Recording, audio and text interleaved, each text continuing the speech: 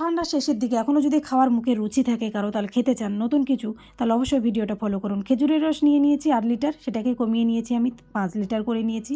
আতপ চাল এদিকে ভিজিয়ে রেখেছিলাম, আতপ চালটা 1 ঘন্টা ভিজিয়ে নেব, তাহলে তাড়াতাড়ি সিদ্ধ হবে।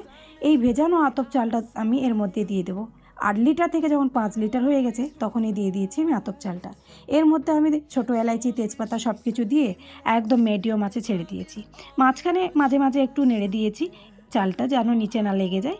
তারপরে সিদ্ধ হয়ে গেলেই বাস, যত শরীরে রাগ বেঁধে আছে একদম ঝেড়ে দিন। হাতা নাড়াতে থাকুন, নাড়াতে থাকুন, নাড়াতে থাকুন, যতক্ষণ না চাল গলে একদম ডাল হয়ে যাচ্ছে। এইভাবে নাড়িয়ে নাড়িয়ে নেবেন। আর যদি একটু মিষ্টি বেশি ভালোবাসেন তাহলে এর মধ্যে একটু দিয়ে দিন খেজুরের গুড়। অন্য গুড় কিন্তু দিতে যাবেন না। খেজুরের ক্ষীর বানাচ্ছেন, অবশ্যই খেজুরের গুড়টাই দিবেন, তার টেস্টটা কিন্তু দ্বিগুণ হবে। তারপরে নামিয়ে নিন। এভাবে দেখতেই পাচ্ছেন কত সুন্দর একটা লুক দিয়েছে। দেখেই তো জিভে জল চলে এসেছিলো। আশপাশে প্রতিবেশী গন্ধই আপনার বাড়ি ভরে যাবে।